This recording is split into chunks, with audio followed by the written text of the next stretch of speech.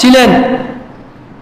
এখানে আল্লাহ রাব্বুল আলামিন ইব্রাহিমকে বললেন আল্লাহ তুশরিকা বি শাইয়া, 2 নম্বর নির্দেশ প্রদান করেছে ইব্রাহিম, আল্লাহর সাথে কাউকে অংশ স্থাপন করো না।